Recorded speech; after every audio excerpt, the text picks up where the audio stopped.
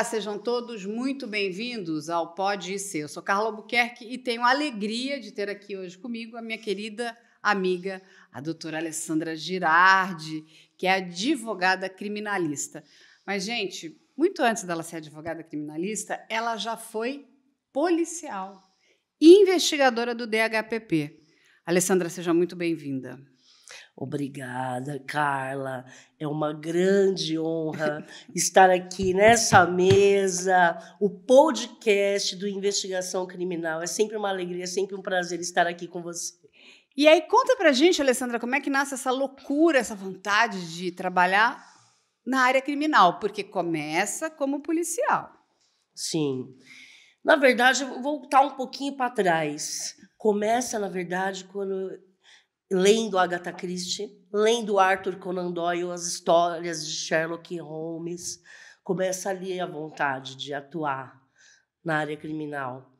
A princípio, como investigadora, eu falei, quero ser investigadora, eu quero trabalhar com isso, eu quero desvendar crimes, eu quero ser um Sherlock Holmes. Eu era apaixonada por esse personagem na minha adolescência. Então, quando eu terminei o ensino médio, eu já prestei o concurso para a Polícia Civil como investigadora de polícia. Prestei outros concursos, Banco do Brasil, passei também, passei em vários concursos naquela época, mas eu escolhi a investigação criminal. Então, eu começo a minha trajetória em 1997 como investigadora de polícia. E na academia de polícia, Carla, até hoje é assim, tem a turma na Cadepol, que é a academia de polícia, e o aluno que se destaca entre a turma, ele pode, quando término da academia de polícia, escolher para onde ele vai. E eu fui a primeira aluna da minha turma na academia de polícia. Olha, parabéns! Obrigada. E, na época, os meus colegas, não, você tem que ir para o DENARC, você tem que ir para o DEPATRE. Na época não era DEIC, era DEPATRE aqui em São Paulo. E eu falei, não, eu quero para homicídios. Não, homicídios? Todo mundo queria ir para o DENARC. Sim. Enfim, eu não, eu queria ir para homicídios. Eu queria viver aquilo, eu queria desvendar os crimes, descobrir as autorias, né, os autores dos delitos, investigar. Eu queria lidar, de fato, com crime contra a vida. E comecei minha carreira assim, como investigadora de polícia. E conta, como é que foi esse período lá no DHPP? Foi curto, porque terminando o ensino médio, eu decidi já continuar os estudos, e aí, a princípio, eu pensei em concluir o curso de Direito para ser delegada de polícia. Só que, estudando na graduação, eu comecei a me apaixonar pela advocacia defensiva mesmo, pelas teses defensivas, assistindo na faculdade outros júris, assistindo o júri como testemunha de acusação, porque, enquanto investigadora, eu também fui. Meu primeiro contato com o Tribunal do Júri foi como testemunha de acusação de uma investigação que eu trabalhei, e não como advogada. Então, eu vi os advogados na tribuna, estudando no curso de Direito. Eu falei, nossa, eu não quero mais ser delegada. Eu quero ser uma advogada. Eu quero atuar na defesa, eu quero usar essa beca, eu quero buscar a liberdade, eu quero buscar a justiça, eu quero buscar a verdade. E foi quando eu decidi ser advogada. E por que não a acusação e a defesa? O que te fez pender para o lado da defesa? Na realidade, hoje eu atuo tanto como advogada de defesa, como também com assistente de acusação. Sim, mas eu digo, por que não tentou uma carreira no Ministério Público, na promotoria? Nunca, nem sequer cogitei a hipótese de trabalhar para o Ministério Público. Não? Nunca pensei. Por que não? Não sei, eu não acredito nessa figura do fiscal da lei, sabe, Carla? Entendi. Hoje, se você dar um Google lá no meu nome, no escavador, você vai ver lá que eu já tenho atuação em mais de 2.000 processos no Brasil inteiro, durante toda essa minha trajetória de quase 30 anos de carreira. E eu nunca me familiarizei com o Ministério Público. Eu não acho que o Ministério Público atua hoje, de fato, como fiscal da lei. O que a gente vê na prática é que é um órgão acusador. São raros promotores, alguns promotores, é claro que a gente não pode generalizar, mas nós temos excelentes promotores que, de fato, conseguem, por exemplo, se não tem prova para aquele indivíduo, eu vou pedir a dissolução dele. E tem promotores que, mesmo se não tem prova, ele quer condenar, ele quer acusar, ele não quer justiça, ele quer vingança, o que é bem diferente de justiça. Então, por uma série de fatores, o Ministério Público nunca me apeteceu. E por que o Ministério Público é desse jeito, na sua opinião? Porque a gente tem uma cultura hoje, Carla, que o MP ele é um órgão acusador. O papel constitucional dele é de ser o fiscal do povo, é de representar o povo e ser o fiscal da lei. Isso é muito lindo de se ver. Mas, na prática, o que a gente vê é o promotor acusando, apontando o dedo, pedindo condenação. Então, a gente vê, por exemplo, pessoas que já foram condenadas, que estão em cumprimento de pena, que têm direito a regime semiaberto, a livramento condicional, presos, assim... eles ficam presos, custodiados em regime fechado até o cumprimento de pena, porque o promotor não quer que saia, mesmo com a nossa lei de execução penal prevendo os benefícios de progressão de regime para ressocializar a pessoa. Então, o Ministério Público, para mim, nunca me apeteceu, eu nunca tive esse desejo. Na graduação, eu vendo, né, assistindo, eu como policial, como testemunha de acusação, e depois na graduação, assistindo o júri, fazendo o estágio como estagiária, eu pensei, nossa, que lindo. Eu vi os advogados de beca defendendo as pessoas e muitas vezes absolvendo, e mesmo que condenando, mas a combatividade, eu acho, aquilo ali me apaixonou. E aí eu pensei, eu não quero mais ser delegada de polícia, eu quero sair da polícia. Eu quero fazer isso, eu quero defender os direitos das pessoas. Porque o advogado também é um grande investigador. Sim. Ele tem que investigar tudo. Um bom advogado, muitas vezes o diferencial, o desfecho daquele processo é justamente ele saber atuar com a investigação defensiva ou acusatória, independente. Porque o papel do advogado ele não é só de quem defende. Ele também pode ser de acusador. Eu já atuei em vários casos, como assistente de acusação, representando os familiares da vítima. E aí a gente também faz um trabalho de campo, de investigação defensiva, de buscar provas para buscar justiça para que aquele indivíduo seja condenado. E da mesma forma, eu representando o réu, a pessoa que está sentada no banco dos réus, o meu papel é buscar elementos, porque a polícia está atarefada.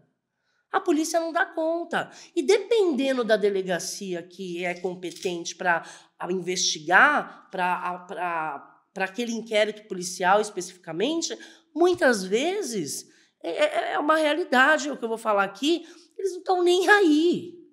Aquilo não é interessante, engaveta. E vamos para cima, vamos buscar uma cana, vamos para a rua, vamos buscar traficante. Muitas vezes a polícia não está preocupada em prender. Muitas vezes a polícia está preocupada em obter vantagens que não efetivamente fazer esse trabalho investigativo. Então, é uma realidade, eu falo como quem já esteve dentro da polícia e hoje como advogada, estou todo dia na delegacia, acompanhando inquéritos, acompanhando depoimentos, interrogatórios, todo dia eu estou na delegacia. Então, a gente vê, sim, essa discrepância e, infelizmente, às vezes a polícia judiciária ela é omissa, ela é inerte. E se não for um advogado fazer esse trabalho de investigação defensiva, fazer o trabalho de campo, fazer local, inclusive quando eu sair daqui eu vou fazer um local lá na Muniz de Souza, no Bom Retiro, tem que fazer um local lá para ver se tem câmeras, porque o processo não tem câmeras. Eu vou lá, saindo daqui eu vou passar lá, eu quero saber se de fato não tem câmera. Eu vou bater na porta dos vizinhos. Quem viu, quem não viu. Porque não tem testemunha? Pode ser que tenha, sim. Só que ninguém bateu na porta. O senhor sabe de alguma coisa? O senhor viu alguma coisa? E, às vezes, esse trabalho de campo a gente obtém filmagens, a gente obtém testemunhas presenciais que muitas vezes não viram, mas ouviram.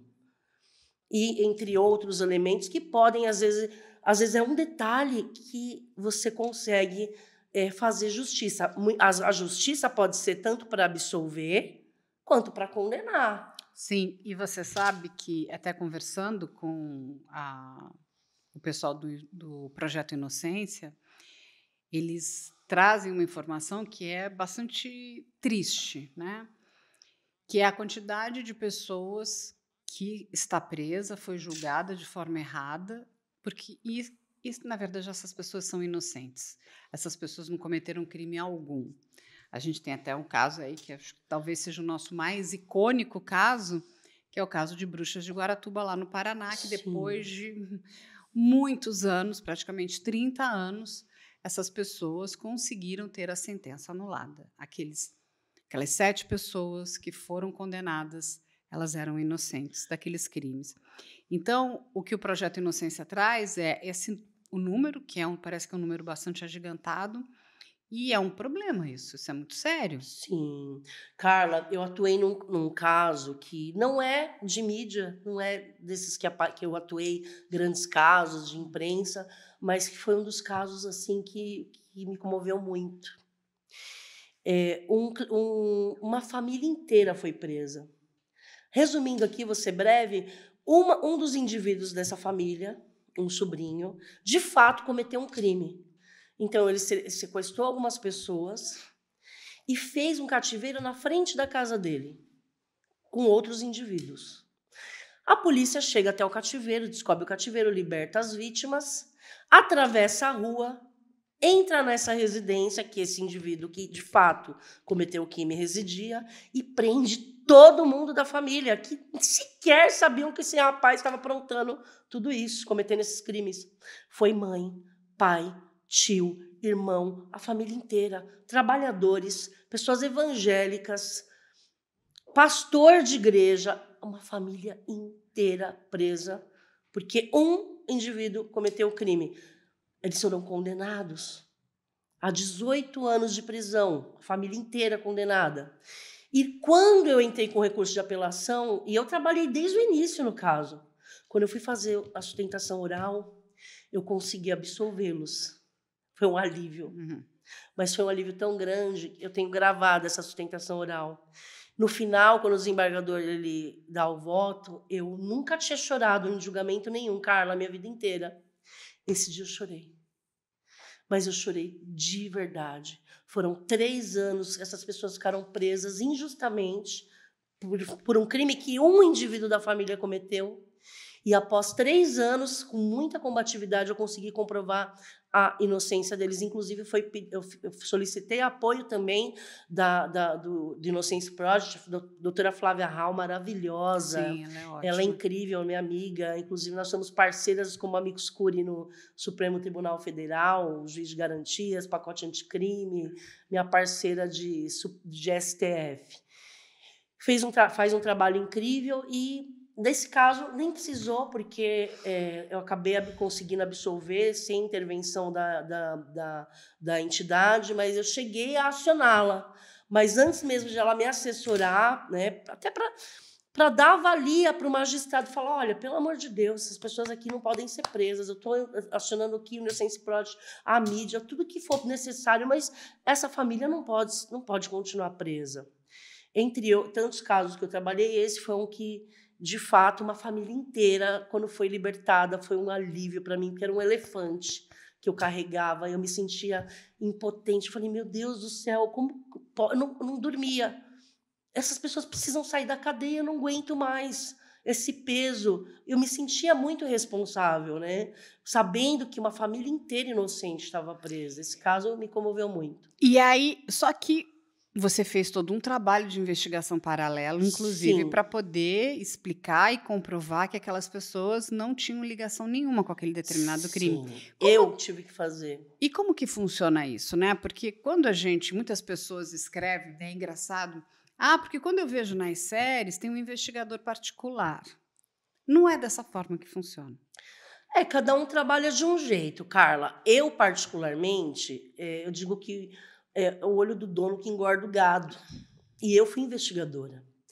Então, eu gosto de fazer o local. Eu vou no local do crime. Todos os processos que eu atuo, principalmente em ritos do Tribunal do Júri, eu gosto de ir no local. Eu quero saber, eu quero a dimensão, as pessoas que moram ali, eu converso com a comunidade, eu me infiltro ali, converso com um, converso com outro, vejo se tem câmera, se não tem.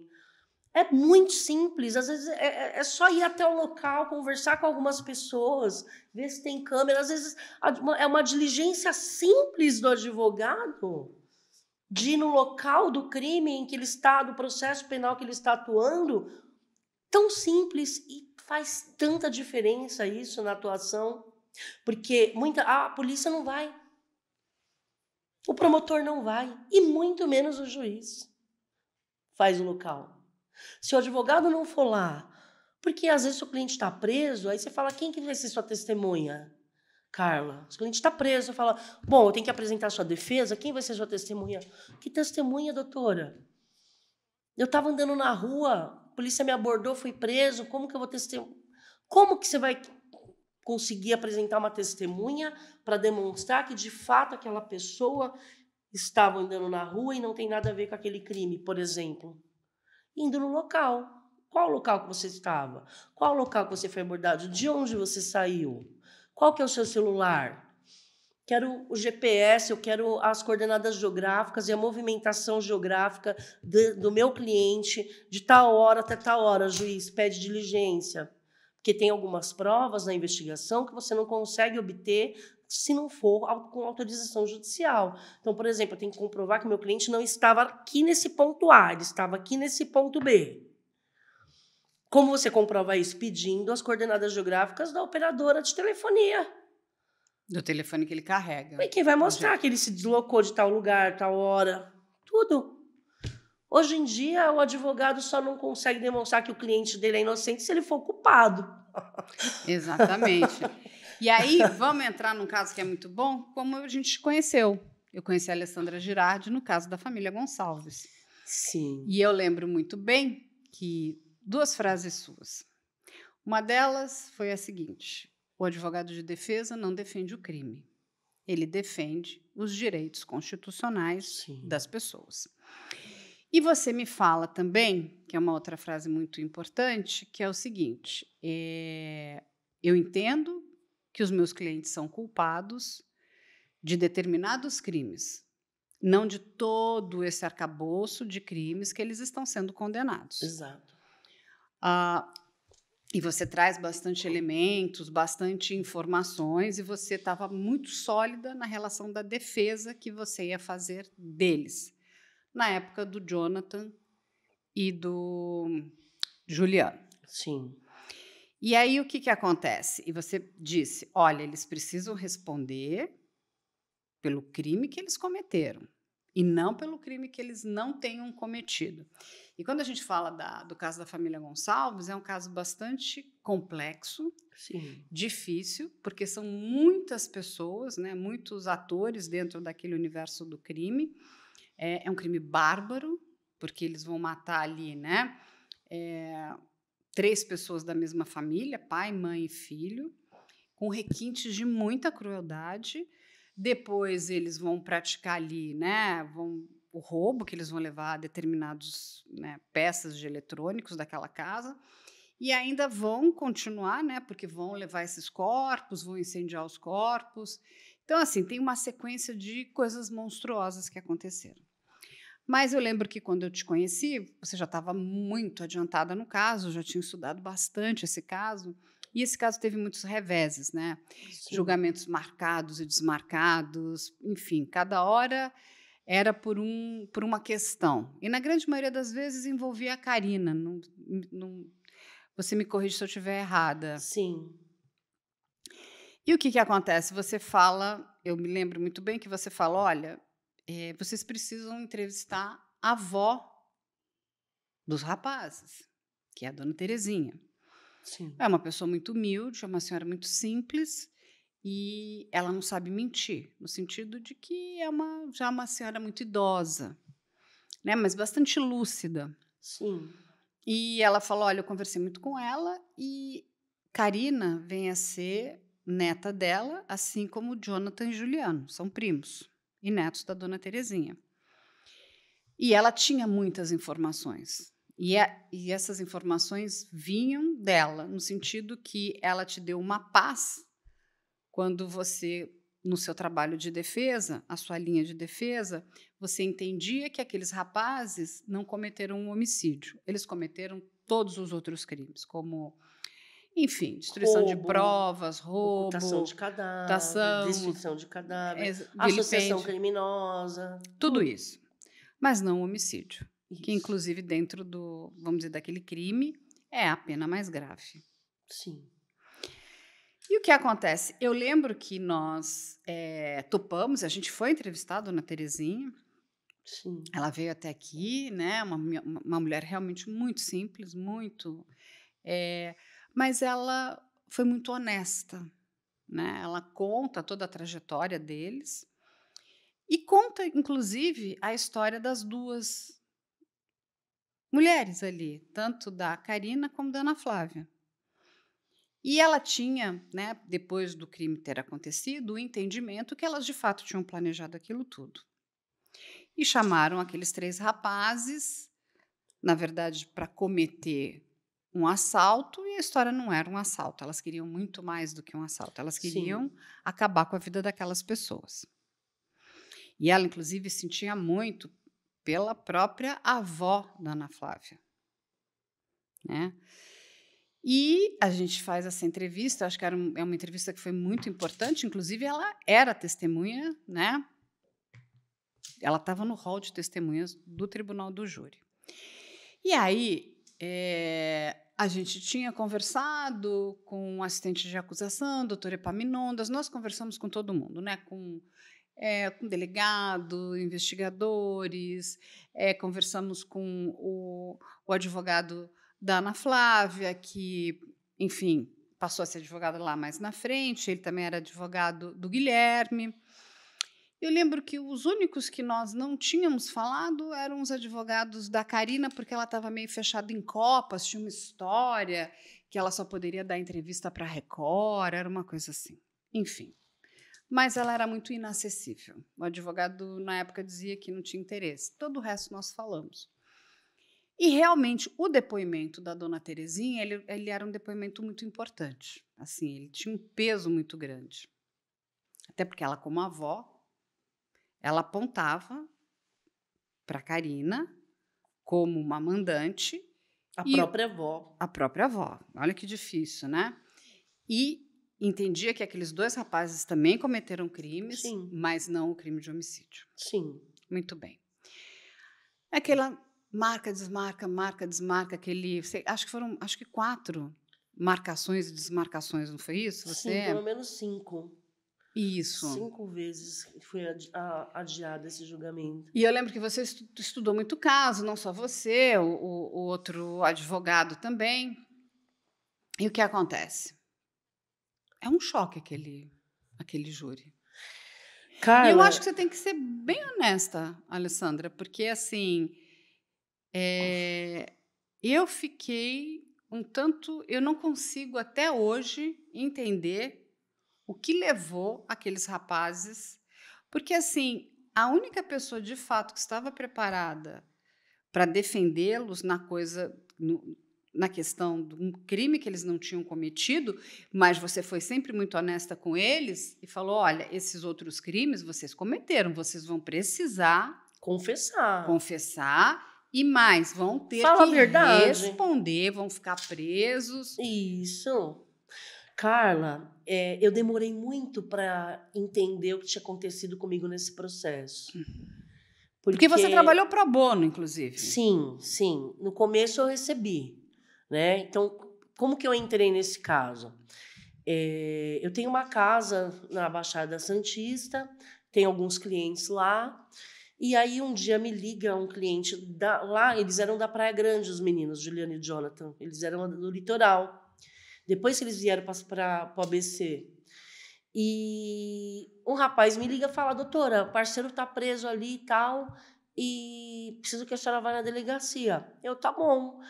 Mando Pix, X valor, recebi meus honorários e fui para a delegacia. Quando eu chego lá, tá cheio repórter, imprensa.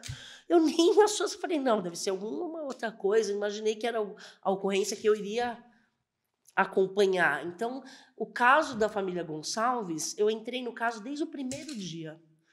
Um parceiro do Juliano me ligou, dizendo que o parceiro está preso e tal, doutora, precisa contratar seu serviço para acompanhar, vai lá ver o que está acontecendo. Inclusive, essa pessoa que me ligou era um membro de uma organização criminosa, pagou os meus honorários no início, e aí depois falou, doutora, pode sair do caso aí que a gente não vai mais pagar a senhora, porque como membro aqui da facção, a gente não admite esse tipo de delito que eles praticaram. Que era um cliente meu que se intitulava como membro do primeiro comando da capital, do PCC.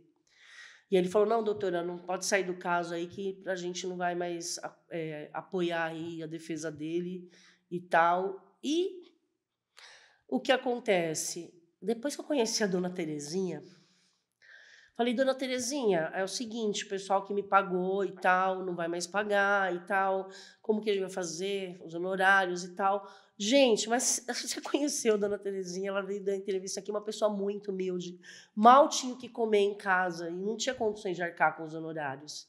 E aquela senhora me pediu ajuda para atuar, para defender os seus netos. Ela nunca me pediu ajuda para defender a Karina. Ela só me pediu ajuda para defender o Juliano e o Jonathan. E eu me comovi muito. Eu falei, eu vou ajudar a senhora. E era um caso que, sem falsa modéstia e sem hipocrisia, falei, caso bacana de mídia, vou atuar para bom, não vou aceitar a causa. Vou pagar para trabalhar nesse processo, para ajudar a dona Terezinha. E também porque era um caso grande, né? Era o maior júri de São Paulo. Tem vários casos famosos no Brasil, mas em São Paulo era o caso do momento. E eu aceitei atuar pro bono. Então, eu recebi sim no início, mas não depois. O que acontece? Esse foi um caso que eu fiquei muito chateada com o desfecho, porque foram vários adiamentos. Eles queriam que eu fizesse o que eu podia para adiar o julgamento. E chegou uma hora que eu falei, não tem como adiar, vocês vão ser submetidos ao tribunal do júri. E eu vou defender vocês, eu estarei lá presente, a gente vai falar a verdade e vai pedir para que vocês não sejam condenados nesses crimes aqui. E o que acontece? A Karina, que é a grande vilã, hoje eu consigo entender que a Karina, ela conseguiu manipular antes dos crimes serem cometidos e depois que os crimes foram cometidos. E ela manipulou ainda o julgamento. Por que eu digo isso?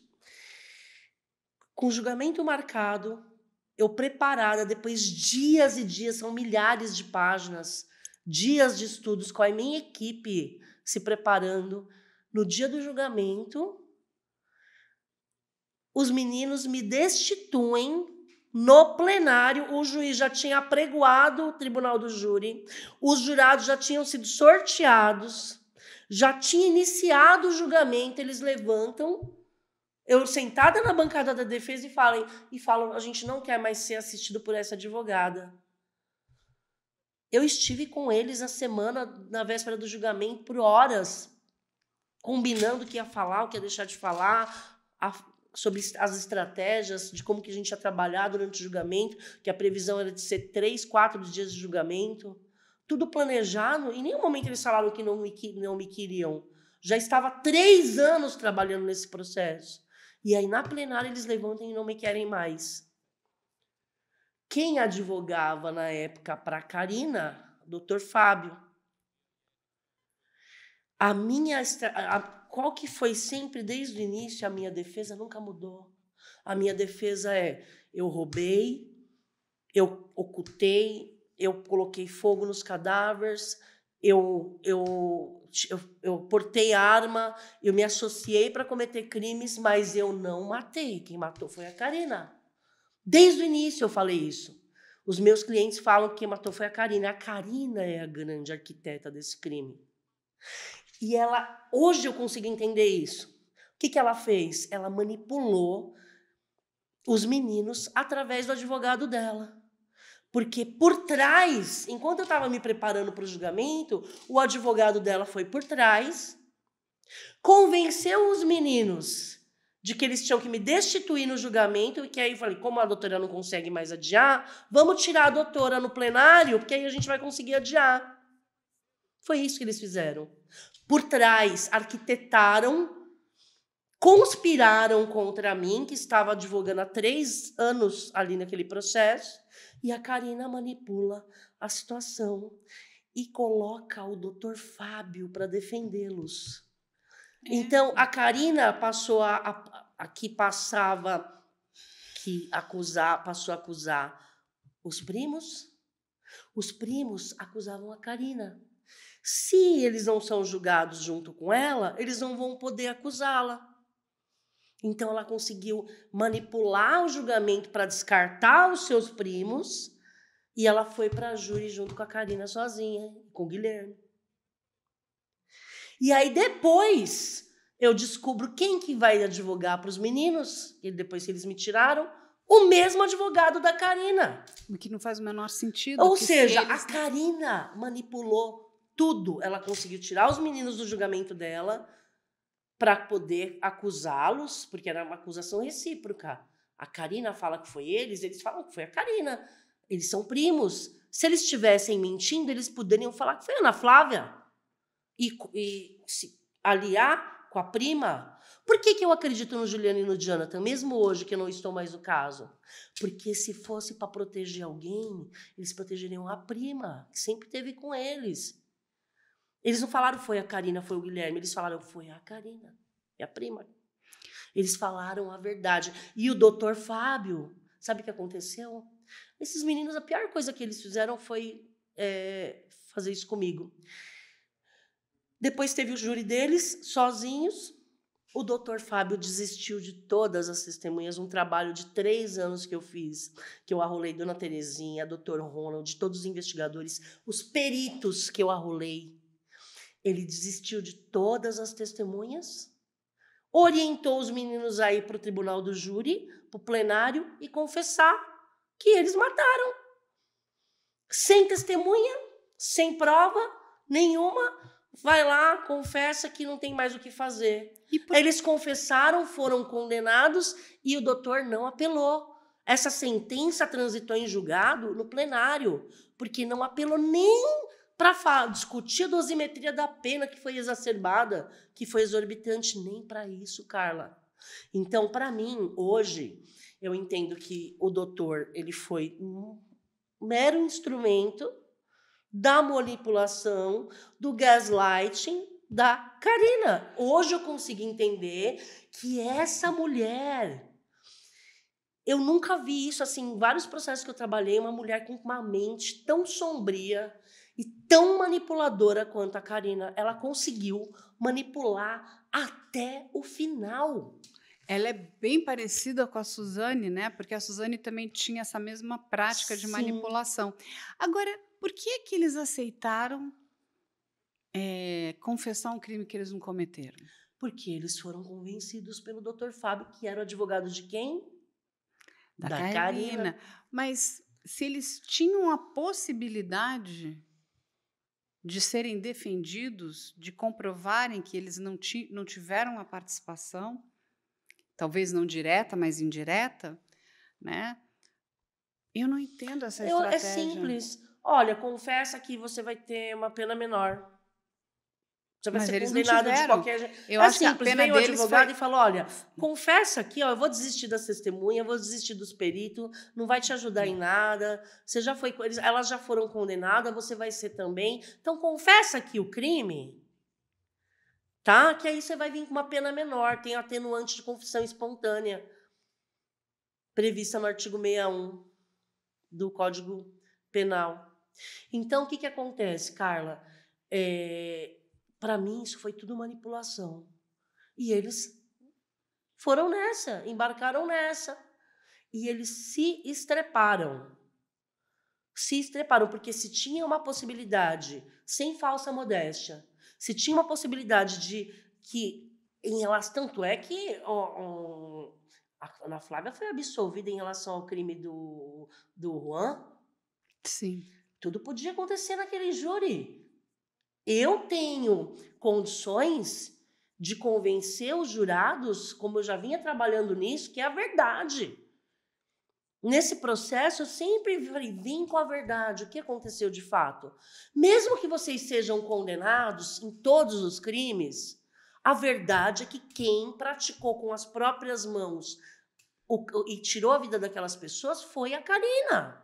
Sim. Eles estavam juntos, Eu também acredito nisso. Então, a Karina matou, a Karina executou, eles estavam todos presentes, mas foi ela que fez.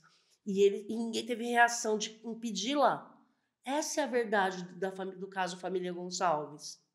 Essa é a verdade. E eles, no final, eles decidiram o quê? Já que não tem o que fazer, que foi isso que o advogado convenceu, confessa que não tem o que fazer. Confessa porque eu sei isso, porque eu converso com os familiares do Juliano e do Jonathan até hoje. E eles falaram, doutora, eles fizeram isso porque o advogado mandou.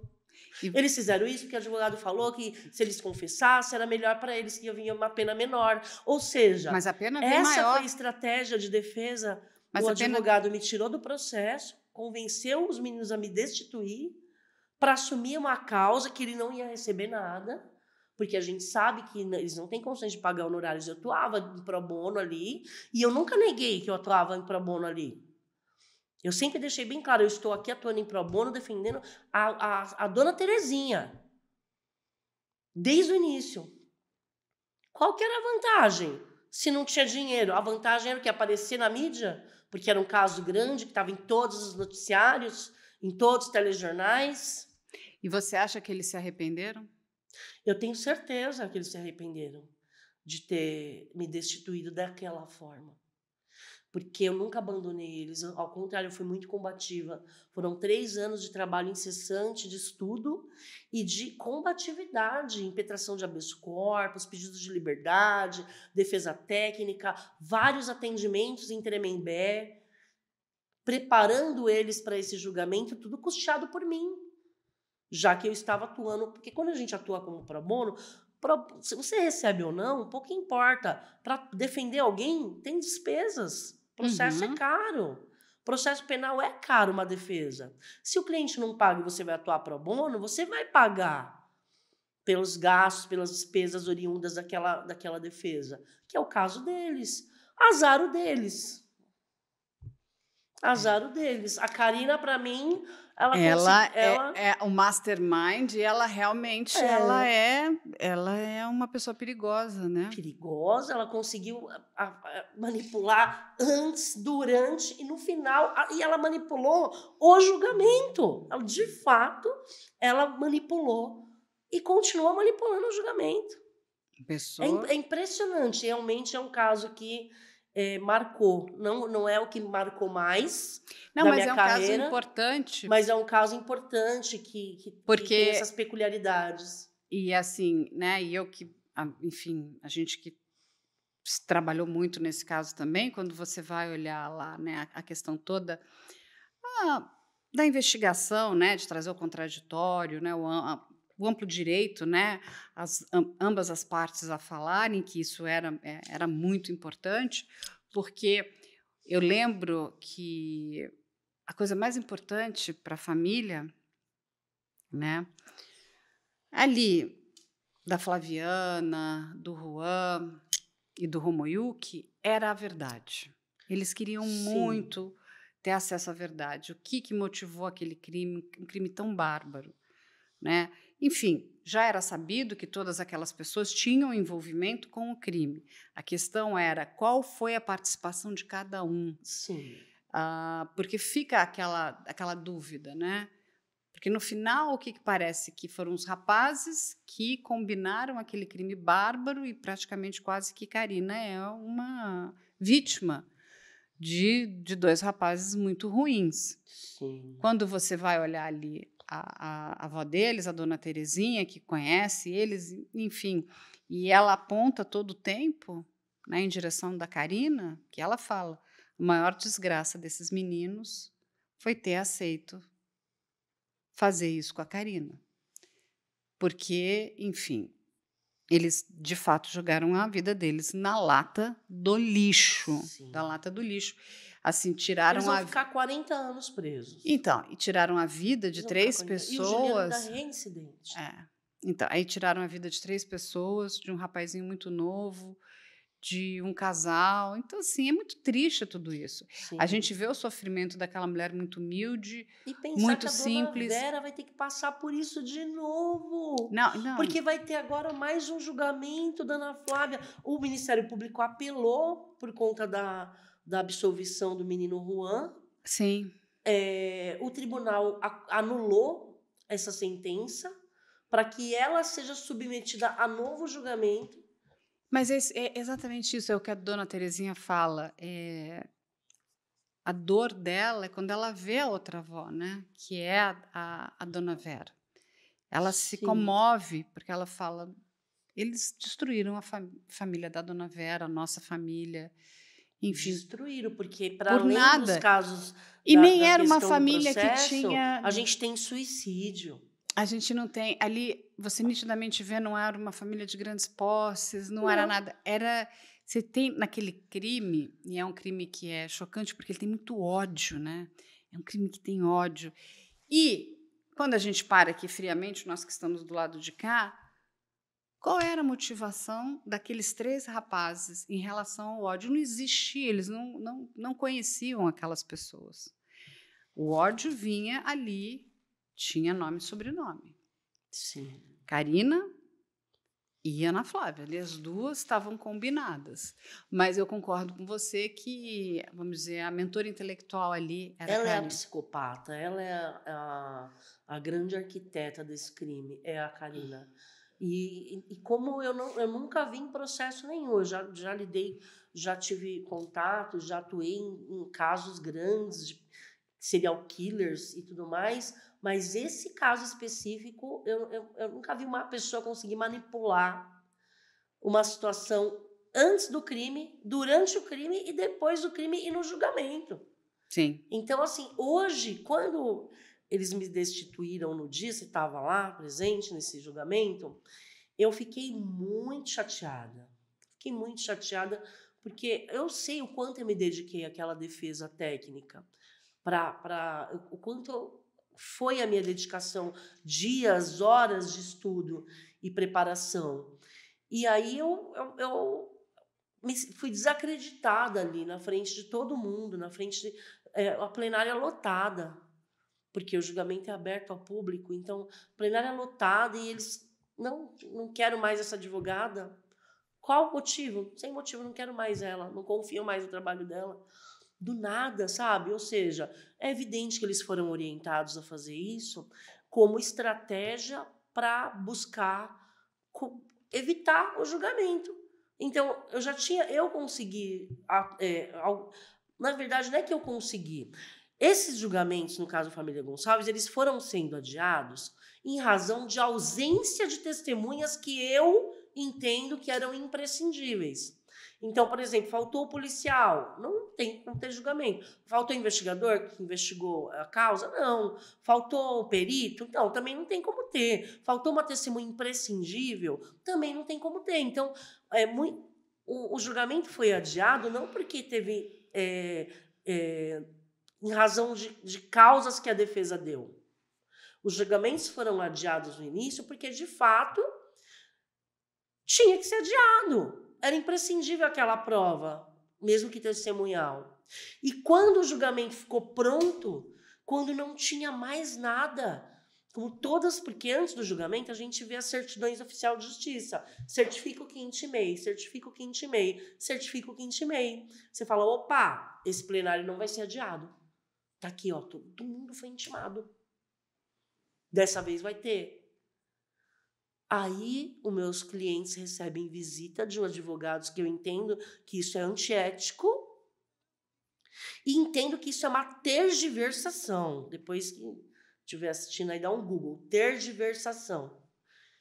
Antiético e tergiversou no meu processo. E foi lá por trás, requisitou meu cliente, em véspera de julgamento, falou, ó, tira essa advogada aí, vem comigo. Faz isso, isso e isso. E os trouxas dos meus ex-clientes. Mas Azar aí... o deles. Mas é importante porque eu estou esclarecer. plena aqui em liberdade, atuando plenamente na defesa dos meus clientes. Exatamente. Mas vamos falar de um caso que eu sei que impactou muito a sua vida. É um caso muito importante também, é um caso icônico, né? Aqui para o estado de São Paulo, mas ele foi muito falado no Brasil, que foi o que aconteceu no aeroporto de Viracopos. Ai, Carla, esse foi um caso curto, não durou mais que um dia a minha atuação, mas foi um caso que me marcou muito, porque eu vi a vida do meu cliente ser ceifada na minha frente e eu usada como isca. Foi de verdade um caso assim marcante para minha vida, se não o mais marcante, eu posso dizer. Só para a gente contextualizar, se eu não me engano foi em 2018, 2019, alguma coisa assim, alguns anos atrás, eu estava numa diligência, eu lembro que eu estava na Federal esse dia, estava acompanhando acompanhando um inquérito policial, né, na Polícia Federal de Guarulhos. E eu recebo uma ligação de um cliente que ele fala: doutora, eu tô no BO aqui, eu tô no BO aqui, eu tô no sequestro, eu tô no BO aqui, que a senhora encosta para me entregar. Ele liga falando exatamente isso, que ele estava num BO, que ele estava num sequestro e ele precisava que eu encostasse para ele poder se entregar, porque iam matar ele. Se a senhora precisa vir aqui agora, senão vão me matar. Então, o que aconteceu? Nesse dia, por volta das 10 horas da manhã, mais de 20 criminosos se uniram e eles ingressaram no aeroporto de Campinas, no Viracopos, com 2 viaturas da Força Aérea, que, na verdade, eram clones, não eram viaturas legítimas, né? É uma coisa cinematográfica. E aí eles pegaram a rodovia ali, a Santos Dumont, em volta dos aeroportos, e colocaram carretas, explodiram essas carretas para interditar o acesso ao aeroporto para poder subtrair malotes de euros. Tá. Então já existia uma informação que milhões e milhões de euros seriam transportados num contêiner, num malote que tinha ali no aeroporto de Viracopos. Eles entraram, eles ingressaram, pegaram os malotes e, além dessas 2 viaturas da Força Aérea que se infiltraram ali, um caminhão da Vega Sopave, todo blindado, também se infiltrou ali. Também fake. Também fake. Até porque ele já foi todo blindado, que era para colocar o dinheiro ali, para a turminha entrar dentro dele e sair. Fugir do local do crime com o dinheiro e com a segurança de que não seriam baleados, porque o caminhão da Vega Sopave foi blindado. Fake também. Pois bem, na fuga eles subtraíram os malotes e, no caso do meu cliente, que estava no caminhão da Vega Sopave, 2 desses malotes foram no interior desse caminhão de lixo e se evadiram do aeroporto. Eles conseguiram subtrair. A polícia, apesar de não conseguir chegar, porque evidentemente que eles não ganharam tempo, mas não tanto tempo, porque mesmo obstruindo as vias de acesso ao aeroporto, eles vêm pelo ar, helicóptero e tudo mais. Então, a polícia, a verdade é essa, a polícia saiu matando ali todo mundo. Então, não ficou ninguém, não sobreviveu ninguém nesse crime. Mas executaram isso tudo em tempo real, passando ao vivo em todos os canais de televisão, executaram alguns dos ladrões e o meu cliente com outro indivíduo conseguiu fugir. E foi para um bairro ali de Campinas, próximo ao aeroporto. Entrou num bairro ali e na fuga ele abandonou o caminhão com os malotes e tudo, abandonou, deixou para trás o dinheiro e tudo e entrou dentro de uma casa. Nessa residência tinha uma mulher e sua filhinha de 10 meses de vida. A mulher e o bebê. Meu cliente. E aí ele me liga. Doutora, pelo amor de Deus, vem aí. A polícia já cerca. E aí ele me liga. Eu tô aqui, a polícia tá aqui, eles vão me matar, eles vão me matar. E ele fazendo a mulher e a nenê de refém. E ele começou a se comunicar com o comandante do GAT, com o comandante da Polícia Militar, né, com o coronel, com o policial, a turma toda lá. Polícia Civil, Militar, todo mundo ali. BAEP, por aí vai. Né? Todo mundo, você imagina, Alckmin, todo mundo acompanhando aquela ocorrência em tempo real. Até porque parou o aeroporto de Viracopos, um dos maiores aeroportos aqui do estado de São Paulo. Pois bem, qual foi a única exigência dele ali? Eu só vou me entregar quando eu tiver com a minha advogada aqui, com a imprensa. A imprensa já estava ali. Faltava advogado. Só que a advogada estava onde? Em Guarulhos. E ele me ligou. Carla, na hora eu entrei, na época eu estava com Civic, estava com Honda Civic nesse dia. Na hora eu entrei no carro e comecei a acelerar. Eu nunca dirigi assim tão rápido, com tamanha velocidade na minha vida. Porque eu sabia que dependia de eu chegar rápido no local para ele não, e aí eu já entrei no meu celular, já comecei a acompanhar. Porque tinha uma bebê, inclusive. Exatamente. E aí me liga o comandante do GAT, aí me liga o coronel da Polícia Militar, aí começa o negociador da equipe anti-sequestro me ligando e acompanhando. Então, eu falava com ele durante o trajeto, entre Guarulhos até eu chegar em Campinas, foi coisa de 1h e pouco, assim, porque fui muito rápido. E eles disponibilizaram escolta para minha aérea. Então, foi surreal, assim, coisa de filme mesmo, Carla. Eu lembro que eu na Bandeirantes, e eles pararam a Bandeirantes, abriram um corredor, e eu vim escoltada por helicópteros para eu chegar mais rápido no local, porque a situação estava já muito delicada. E eu, pelo amor de Deus, não façam nada, ele vai se entregar. A previsão para chegar aí em mais 40 minutos. E eles me ligam, cadê você, doutora? Eu falei, pelo amor de Deus, está aqui meu GPS, aguenta mais meia hora, e eu acelerando. E os helicópteros, eu falei, você não está vendo helicóptero me acompanhando aqui? Uhum. Eu estou chegando, e a imprensa também me cobrindo, eu chegando. E aí mostra, né? Quem viu ao vivo, mostra, o advogado chegando no Civic Prata e tal. Aí eu desço do carro, são 3 bloqueios. O primeiro bloqueio onde estava a imprensa, aí tinha o segundo bloqueio, e o terceiro bloqueio já era onde estava o imóvel, onde estava o sequestrador com as vítimas. E eu em tempo real. Ele estava me vendo, o meu cliente estava me vendo na televisão. Doutora, eu estou te vendo aqui, doutora, está chegando, né? Já estou te vendo. Eu falei, estou descendo do carro, e eu estou no telefone com ele. Eu desci do carro, e aí eu chego, falo aqui, advogada, já conversei, já veio o pessoal da equipe da Polícia Militar, do BAEP, já vieram falar comigo, e os snipers todos posicionados. E eu, pelo amor de Deus, não atirem, pelo amor de Deus, não atirem. Ele vai se entregar, tá? Situação controlada. Ele só está esperando eu chegar. E eu já chegando. Quando eu chego na porta da residência, eu falo, eu já estou aqui, tá tudo bem, vai dar tudo bem, fica tranquilo, você vai para a cadeia, tá tudo certo, vai para a cadeia. Mas você vai se entregar, vai para a cadeia, depois a gente vê o que vai fazer no seu processo. E ele liberta a menininha de 10 meses. Ele liberta, a menininha sai, o policial recebe a menininha, já resgata a menininha. E aí, a situação já controlada, ele já tinha libertado a menina. E eles falam, pode sair que sua advogada está aqui. Eu estava lá, Carla, estava na minha frente isso. Na hora que ele põe a cabeça para fora, ele estava se entregando, Carla. Ele estava se entregando. Eu fico até emocionada.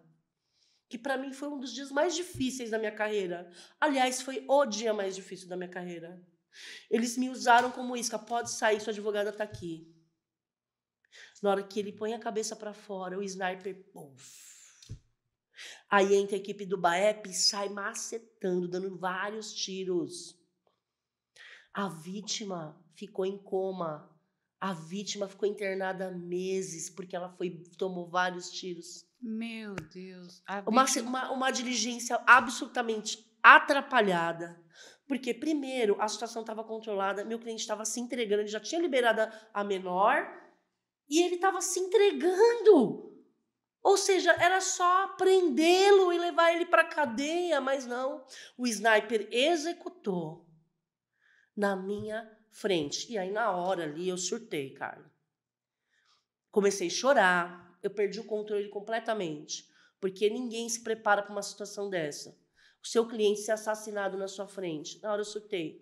Eu comecei a chorar, comecei a chamar o comandante, o coronel de assassino. A imprensa me filmou gritando assassino para os policiais que estavam ali participando da diligência.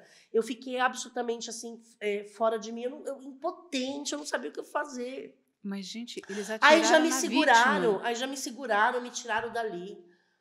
Aí já veio um monte de policial, já cercou o local, não deixaram me aproximar mais. E a E foram vítima? me empurrando, me tiraram dali. E aí o comandante do GAT, ele vai dar uma entrevista coletiva, e aí vem um monte de repórter com microfone para dar uma entrevista coletiva. Ah, tá gravado aí, deixa eu dar um Google aí, roubo de Viracopos, do assalto do aeroporto de Viracopos. O comandante vai dar uma entrevista coletiva e ele fala que o ladrão esboçou a reação que ia matar a mulher, por isso que eles tiveram que executar. Mentira! Eu estava lá, ele já tinha libertado a menina, eu estava falando com ele falou, não, doutor, eu estou me entregando. Ele já estava calmo, ele já estava lúcido. E ele só não tinha se entregue antes, porque eu falei, calma, espere eu chegar, para resguardar a integridade física dele. Me usaram como isca, pode sair que sua advogada está aqui. E ele está me vendo na televisão, ao vivo, em tempo real, porque os helicópteros da imprensa, da TV aberta, acompanhando em tempo real, e ele me viu. Realmente, minha advogada está ali. E aí ele põe a cabeça e pau. Além disso, além de ter passado por essa situação horrível, por isso que eu falo que foi um trabalho muito curto, porque eu nunca me preocupei com honorários, assim, eu não recebi nada, porque meu cliente me contratou e foi assassinado. A família, não que eu queria ir na corregedoria, eu queria tomar várias providências junto à corregedoria. A família do Luciano não permitiu, falou, não, eu estou sendo ameaçada. Eu comecei a ser ameaçada, eu tive que trocar de carro, cada dia eu estava com um carro diferente. Eu tive que tirar minha mãe e meu pai da casa deles. Eu tive que tirar minha filha da escola. Eu tive que mudar de residência.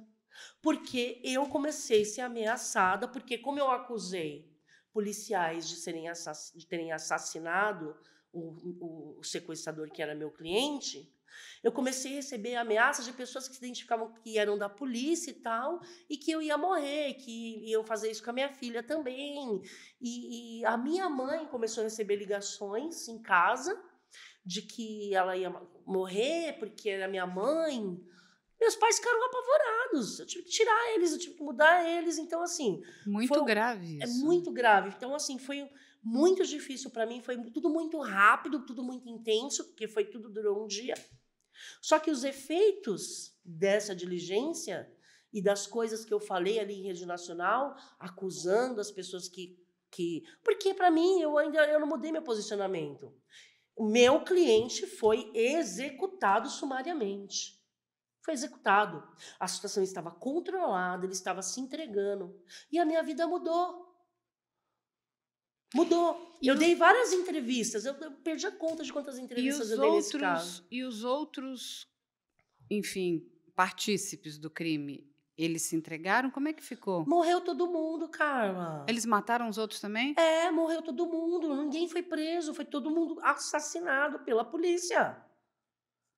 Ou seja, a polícia, inclusive, perdeu uma oportunidade de entender toda a estrutura desse crime. Exatamente. E nunca acabou. Todo mundo que participou do crime foi executado durante as perseguições. Todo o dinheiro foi recuperado. Todos foram bilhões e milhões de euros foram recuperados, esses malotes de euros. E todos os autores que participaram do crime foram mortos. O meu cliente, ele sai com o caminhão da Vega Supave, e quando eles descem do caminhão, um entra numa casa, na mesma rua isso, tá? Um entra numa casa e o meu cliente entra na outra casa. Na casa que o outro rapaz entrou, não tinha ninguém. A polícia entrou e executou ele. Só que a casa que o meu cliente entrou, ele entrou ali, fez a mulher e a criança de refém. Então, você vê, se você dá um Google aí, tem muitas reportagens sobre esse caso, mostra ele com a mulher, né? Segurando a mulher e rendendo ela. Então, e ele estava comigo na linha durante o sequestro. Ele falou, doutor, eu não vou fazer mal. Eu, pelo amor de Deus, não vai fazer mal. É uma criança, é uma mãe, é uma dona de casa. Ele falou, doutora, a senhora me conhece. Não vou fazer mal para ninguém, fica tranquilo, doutora. Tá todo mundo sendo bem tratado, eu só quero que a senhora venha aqui para me entregar. Ele, o tempo inteiro, ele muito calmo. Ele falou, doutora, eu só não quero morrer. Mataram todo mundo, doutora. Eles vão me matar, doutora. Eles vão me matar, eles querem me matar. Ele falava no telefone, eles vão me matar, doutora, vem logo, eles vão me matar. E eu acelerando. E o helicóptero em cima de mim, eles abrindo a bandeirante para eu passar. 200 por hora, praticamente, eu estava. Eu cheguei no local com ele vivo. Só que eles me usaram de isca. Então, para mim, esse é um caso muito... para mim, é o caso mais marcante, porque, além do que eu passei ali, de ver meu cliente ser assassinado, eu tive que mudar a minha vida. Eu tive que mudar de casa, eu tive que mudar de carro, eu tive que trocar de carro, eu não andava sozinha, tinha que andar com segurança. A minha filha eu tive que tirar da escola, os meus pais eu tive que tirar por um tempo da casa deles. A minha vida, ela mudou por um ano. Depois, aos poucos, eu fui restabelecendo, fui voltando ao normal. Passou. Mas foi um ano terrível de medo que eu sentia. De medo, porque eu já fui policial. Existem excelentes policiais éticos, honrosos, honestos, mas também tem vários policiais que, infelizmente, cometem crimes. O crime, a polícia, o fato de a pessoa ser policial não significa que ela está isenta de cometer crime. Existem policiais criminosos, infelizmente, você sabe disso. Então, foi o que aconteceu comigo. Eu comecei a ser ameaçada. Talvez essas pessoas nem fossem policiais, eu não sei. Na verdade, eu não sei de onde vinham as ameaças. Eu não tinha como saber, porque ligavam para o telefone fixo da minha casa, da minha mãe. E ameaçavam muito grave a tudo minha mãe isso. ficou apavorada, chorando, porque achando que ia fazer alguma coisa, que ia explodir, que ia colocar bomba na minha casa, ia colocar bomba na casa da minha mãe, que iam sequestrar minha filha na escola. Eu tive que tirar ela da escola. Assim, foi terrível, Carla. Então, para mim, na minha trajetória, desde 1997, atuando no processo penal, esse foi o caso que mais me marcou de fato. Eu nem cheguei a advogar, de fato, num processo penal, numa ação penal, de fazer uma defesa técnica. Foi uma diligência em tempo real que eu acompanhei de um cliente que estava no meio, numa cena de um crime, em tempo real, e eu acompanhando e convencendo ele a se entregar, não fazer nada com as vítimas, que eu ia representar, que você vai ser preso, tá tudo bem, fica tranquilo, a gente vai resguardar. A minha missão ali era só uma, e eu falhei.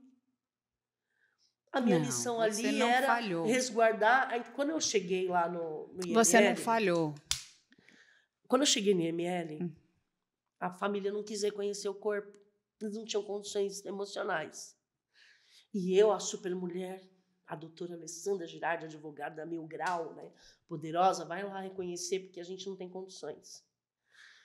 E eu já tinha trabalhado com o Luciano em outras situações, eu conheci o Luciano, conheci os familiares dele e fui lá reconhecer o corpo do IML. Carla, quando eu chego no IML,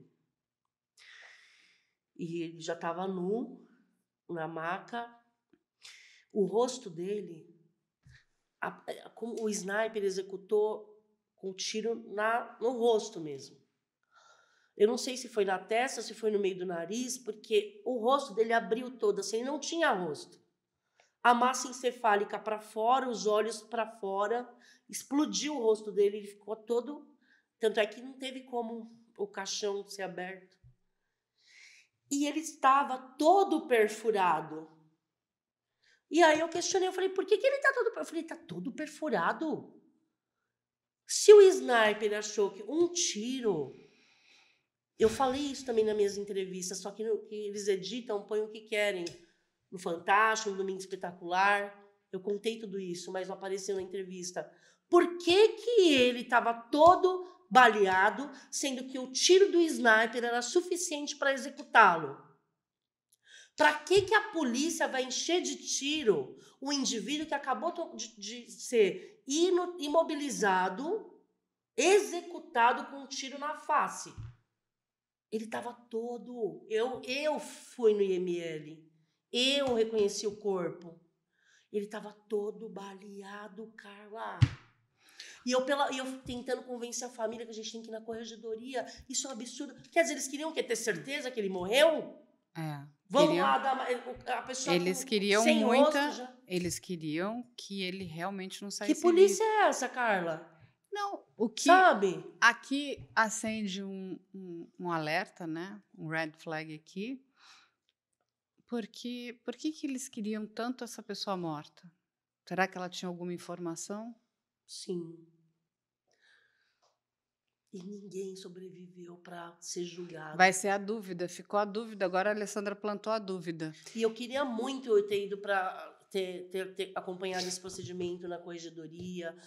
Todas essas questões, vítima foi baleada, ficou em coma, ficou internada, deve estar até hoje com dificuldade para andar, porque tomou tiro nas costas, na coluna, nas nádegas, a vítima. É uma diligência completamente atrapalhada nesse caso.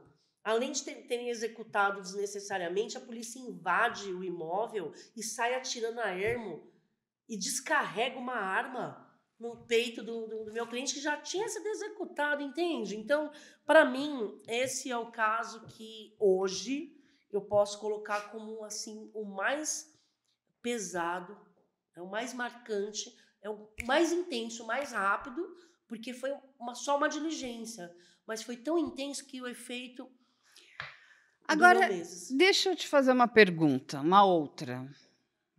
De um outro caso também, que eu acho que é importante a gente falar. Talvez o caso, um dos mais misteriosos que a gente tenha no Brasil.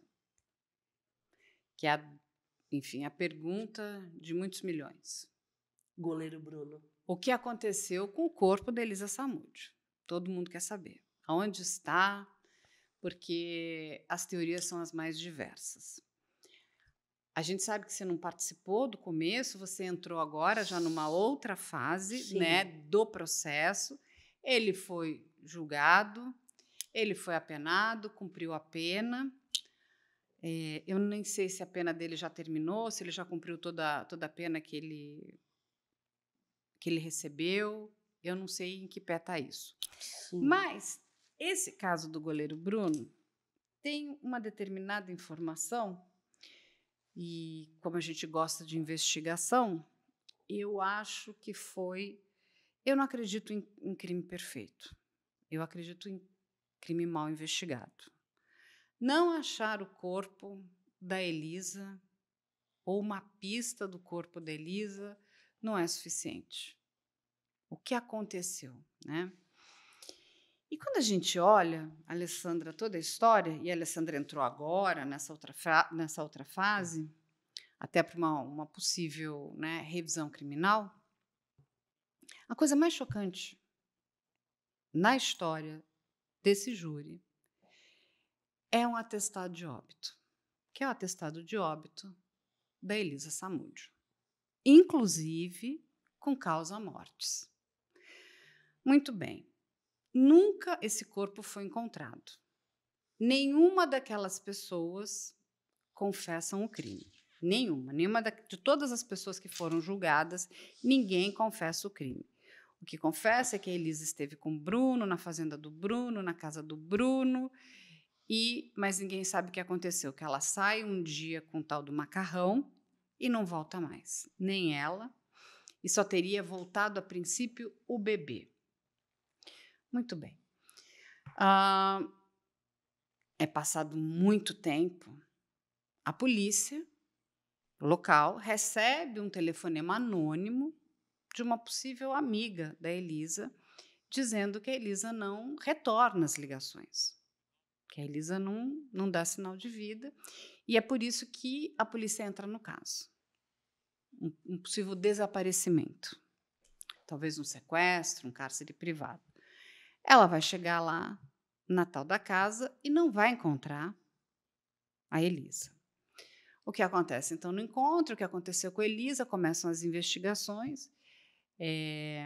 Eu nunca vi investigações tão absurdas, no sentido de a primeira, a informação que se chega é que mataram a Elisa e deram para os cachorros comer.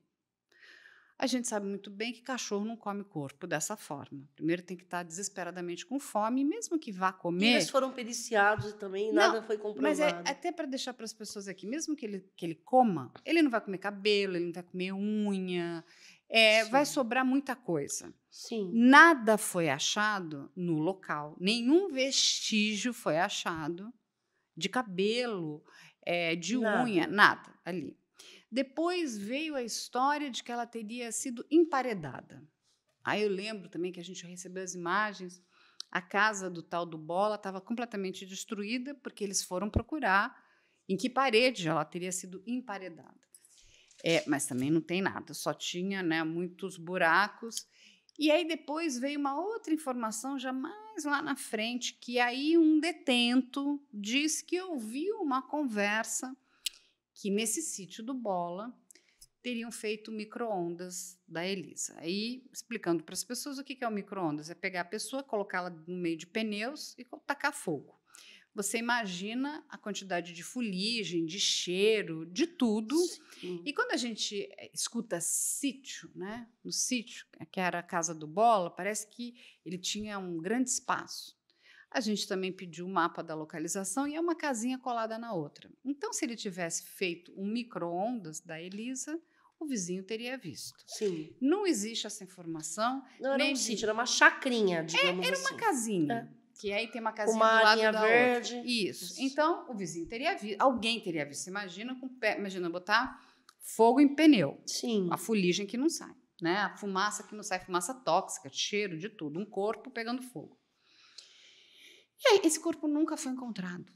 Nunca foi encontrado. Só tem ali a última localização, que é correspondente com o GPS, que é a localização da Elisa, que é ali naquela região da lagoa.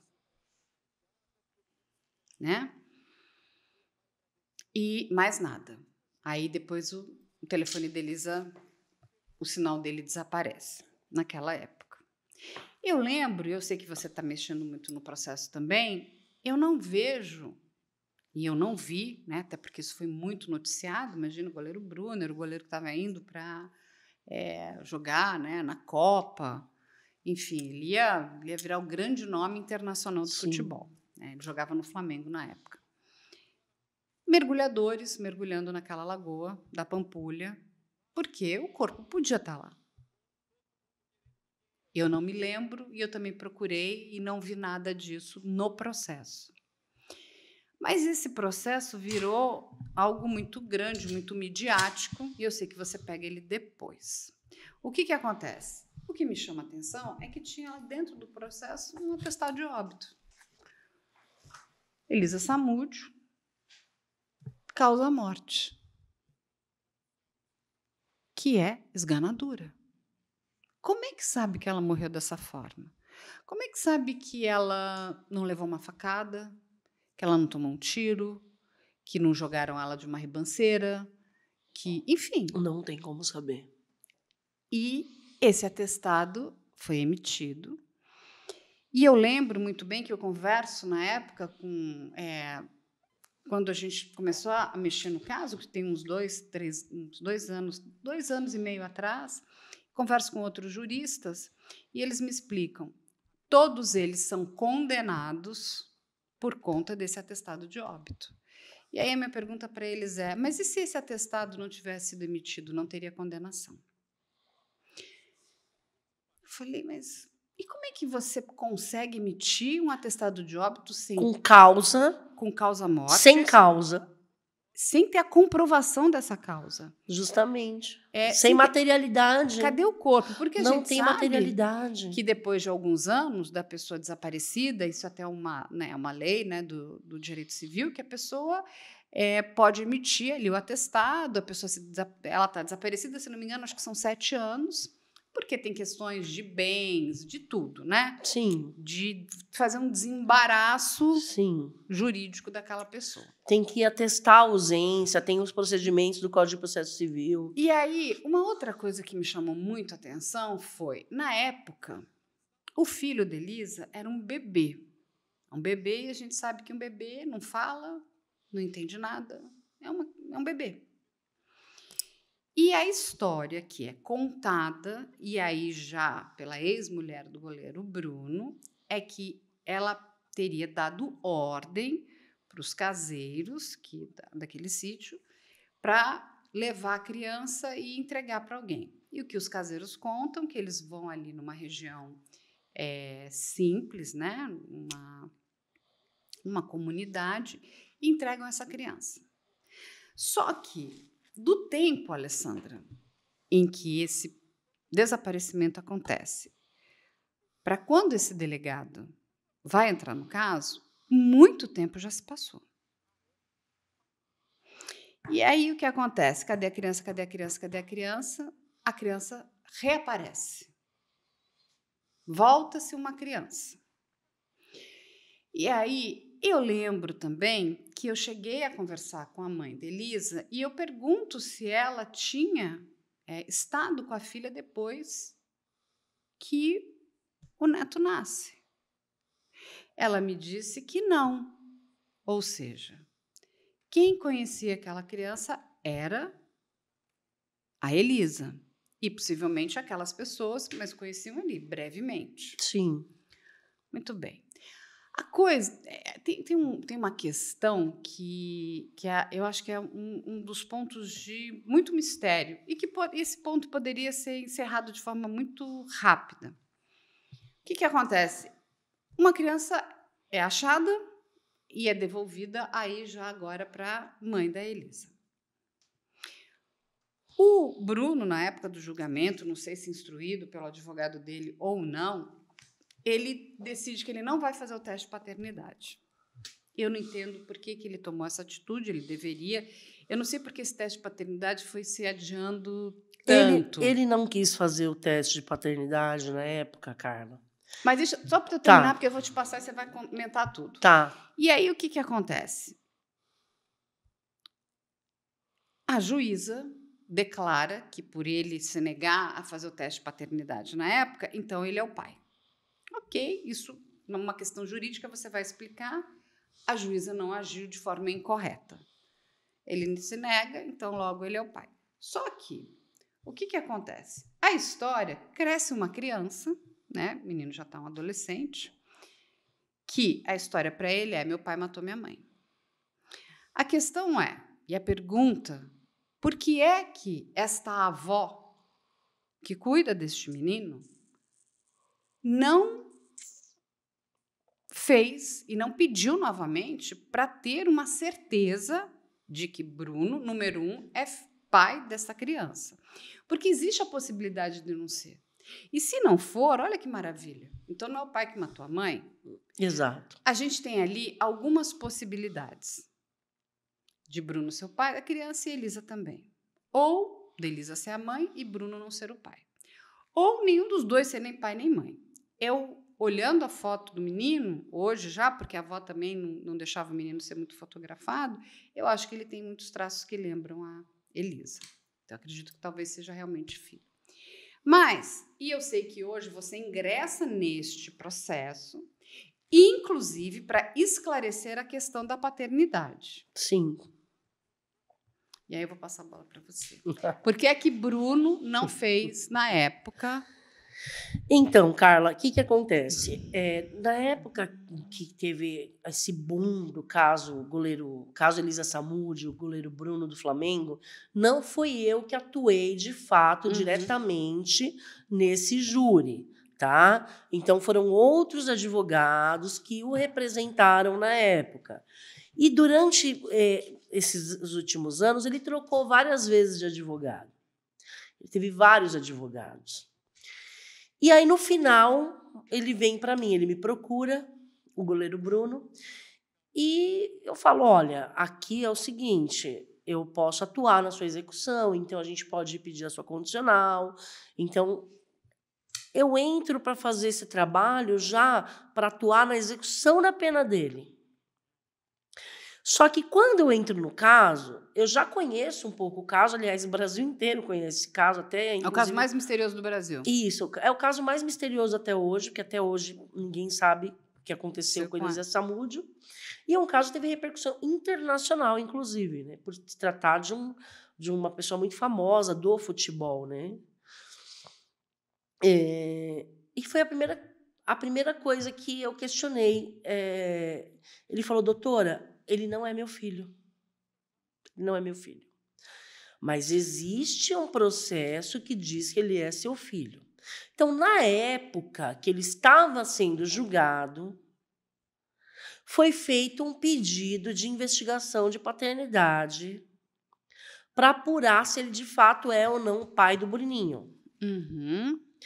E ele, na época, se recusou a oferecer o material genético dele, e eu acredito nisso, com o intuito, porque ele achava que se ele oferecesse o material genético dele, poderiam usar esse material para incriminá-lo na morte da Elisa Samúdio. Ele ficou com medo, ele falou, não vou dar sangue nenhum, não vou oferecer meu material genético, e acabou. Uhum. Então, na época, o juiz da Vara da Família, ele declarou a paternidade do Bruno por presunção. Já que você está se recusando a fazer o DNA, então, se você é o pai dele, acabou. Simples assim. Uhum.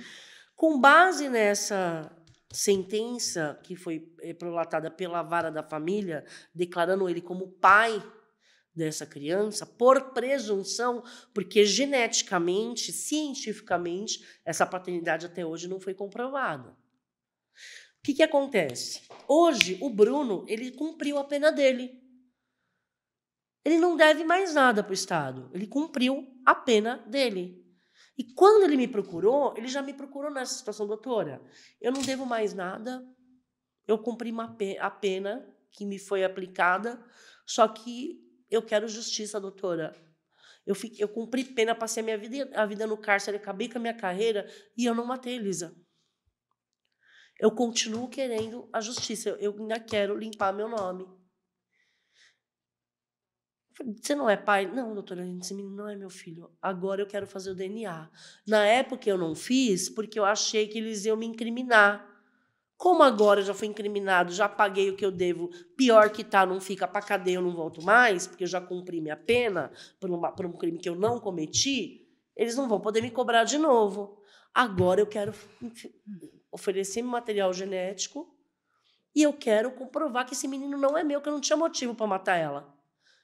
Eu quero comprovar hoje, eu quero fazer uma prova de que esse menino não é meu e a gente vai entrar com uma revisão criminal, pedir para anular esse julgamento. Eu já cumpri pena, mas eu quero provar, mesmo que através de uma revisão criminal, que eu sou inocente.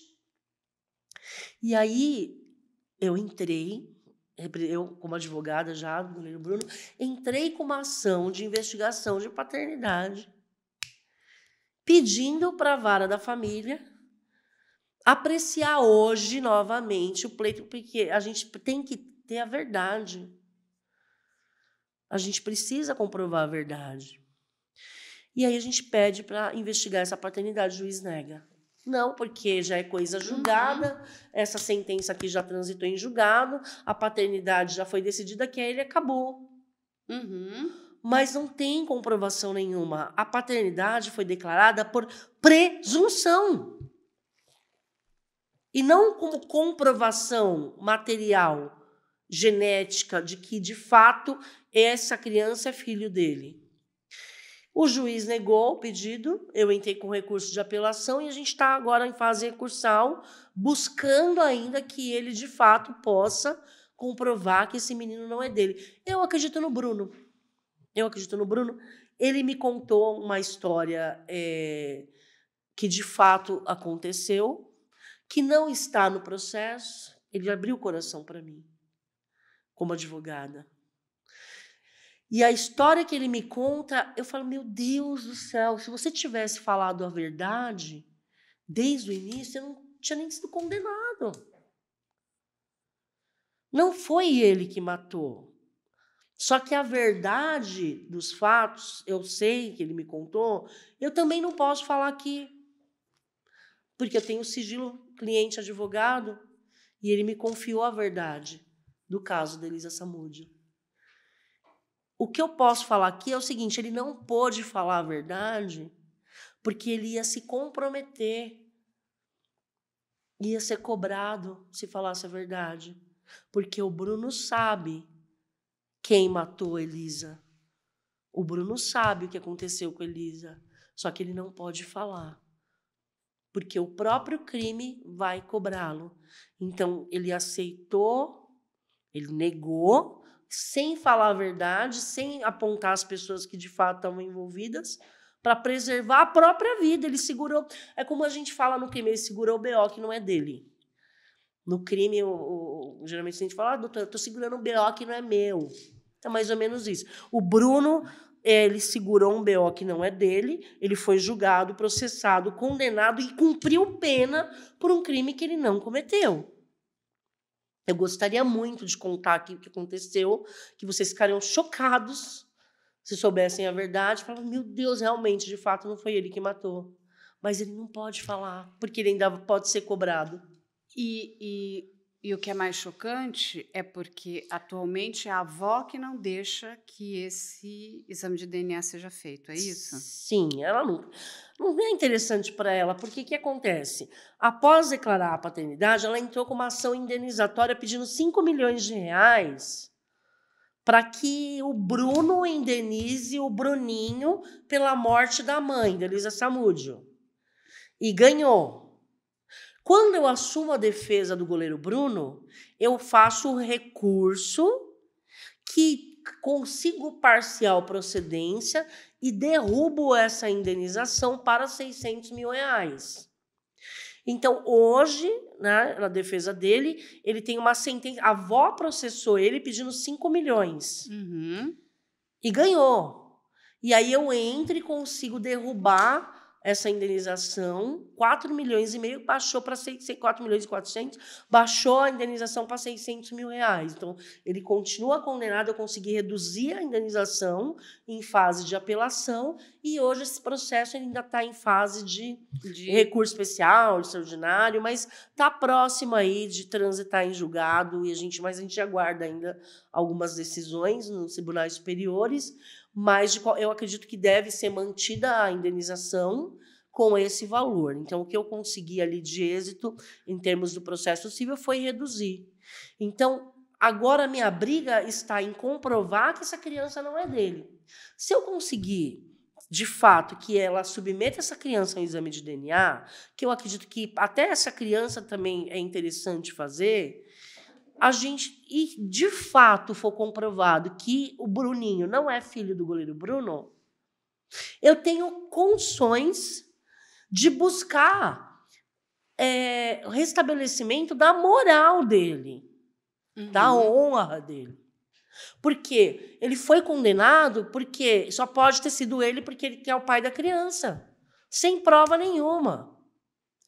É uma condenação midiática, sem absolutamente nenhuma prova, sem um corpo, sem nenhuma materialidade, e que acabou com a vida dele, acabou com a carreira dele no futebol e o encarcerou por anos. Não, é tudo isso muito... É um caso muito misterioso, que precisa de muita explicação, é um caso que foi muito mal investigado. E eu não entendo porque esse caso foi tão mal investigado. Né? A gente vê várias lacunas, vários erros ali. Depois, esse coringa, esse as, que é um atestado de óbito com causa-morte, assim, como que sabe que ela morreu dessa forma? Não, Como absurdo. E, assim, Aberração jurídica. É de fato, e aí isso depois é apreciado, né, em instâncias superiores e é referendado, Sim. o que é uma loucura. É uma loucura completa, assim. Tem algumas... eu olho aquilo e falo, como que isso aqui aconteceu? É uma condenação convalidada, com uma prova... não, Aí, é um atestado de óbito, com causa-morte, de uma vítima que nunca foi sequer encontrada. É um absurdo. Por presunção. Então, quer dizer, a paternidade dele foi declarada por presunção. não, é assim. E a condenação dele foi proferida por presunção. Sim. Vou presumir, não tenho prova, mas eu acho que foi ele, então é ele. Por que eu não tenho prova? Porque eu investiguei errado, eu investiguei mal, a investigação foi mal feita. É assim, quer dizer, é um absurdo.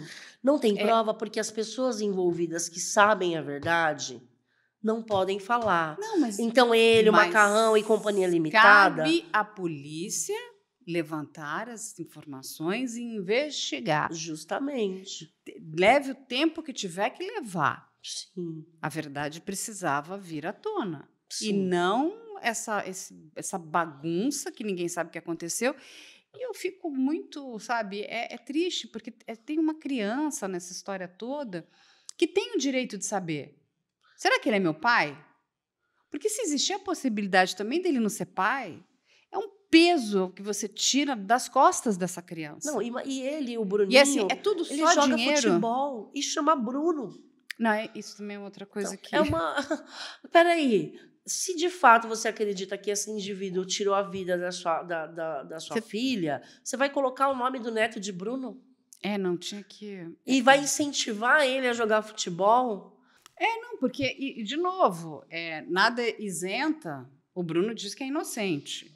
Precisa provar essa inocência. Agora, porque ele foi condenado, ele, enfim, da responsabilidade, enfim, ele pode não ter cometido o crime diretamente, mas que ele tem, e não há como negar, participação em tudo que aconteceu, porque ele, inclusive, conta aí a verdade para você, então ele sabe de muita coisa. Ele se calar significa que ele tem parte nesse processo. Mas qual é, de fato, a participação dele? São essas questões, assim, é um dos casos mais misteriosos aonde essa criança, ninguém tem certeza que se o Bruno é, de fato, o pai dele. E pode ser que seja. Sim. Entendeu? Uma investigação de DNA vai comprovar. É ou não é? Acabou, não tem mais presunção. Tem aí a verdade. Sim. E depois, eu não sei quando que essa verdade poderá vir à tona, né? Porque seria muito interessante saber o que de fato aconteceu com Elisa Samúdio. Sim. Eu espero que a gente consiga aí atingir, ter um êxito no desfecho dessas ações cíveis aí que estão tramitando, que ainda não transitaram em julgado, e a gente consiga, ao menos, esclarecer se ele é ou não o pai dessa criança, porque eu entendo que isso reflete diretamente nesse processo penal. Inclusive, isso é um fato novo, porque já que a presunção dessa paternidade foi utilizada como argumento para a condenação, se comprovar que ele não era pai, então não tem mais nenhum elemento que possa o vincular ali. Então, o que acontece? A Elisa, naquela época, ele era um jogador famoso de futebol, então era muita mulher, né, cara? Muita mulher frequentava ali. Então, ele fala que a Elisa não era a sua companheira, a sua noiva, a sua namorada, a sua esposa, a sua mulher. A Elisa era uma pessoa que ele já se relacionou. E ele fala que não só ele, como outras pessoas já se relacionaram ali. Com a Elisa. Com ela. Outros jogadores de futebol. Outras pessoas que frequentavam ali aquele círculo. Ou seja, ele fala, ela não era minha mulher. Ela era, digamos, um esquema ali. Ficava com outro, ficava ali como... Isso é muito comum nesse meio do futebol, as mulheres ficarem em cima dos jogadores, tentando ali, né, de uma certa forma. Eu acredito nisso, que Em nenhum momento ele assumiu Elisa como ela é minha mulher, esse filho é meu.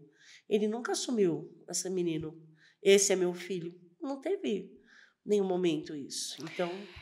Porque assim, a coisa mais bizarra, porque eu não entendo por que esse teste de paternidade não foi feito lá atrás. Tem muitas histórias, tem que nem eu te história falei, do macarrão. Não, eu digo ele antes... não queria fazer prova contra si mesmo. Não. Antes do desaparecimento dela, né? Quando ela pedia e ela informava que esse filho poderia ter sido ser dele.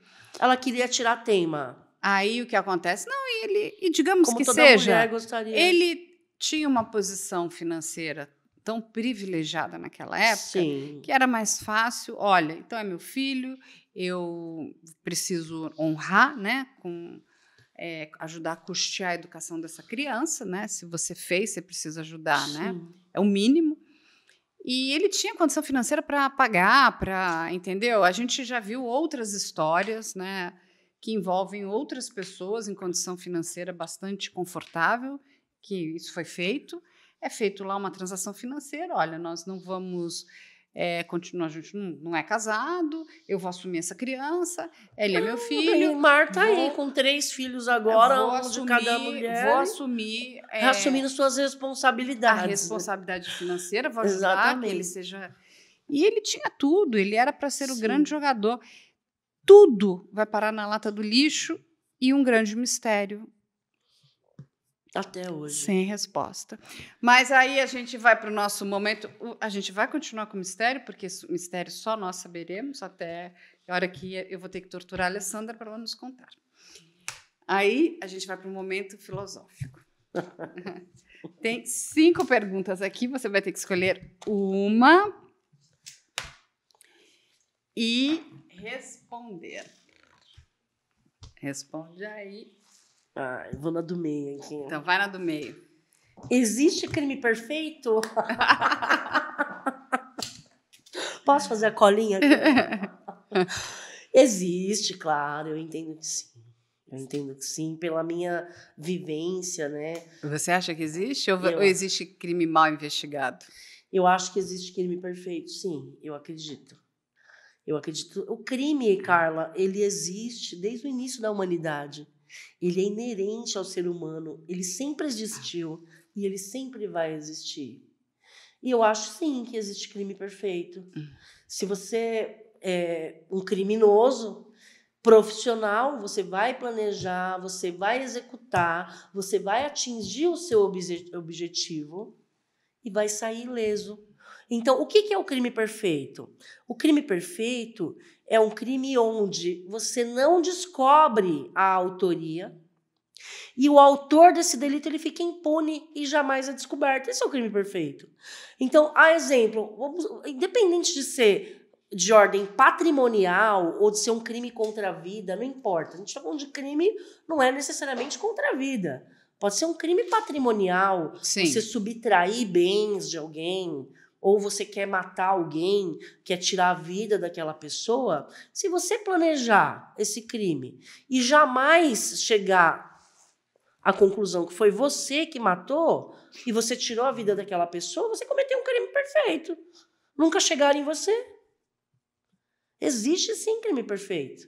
Você comete um crime e não deixa vestígios, como que vão te localizar?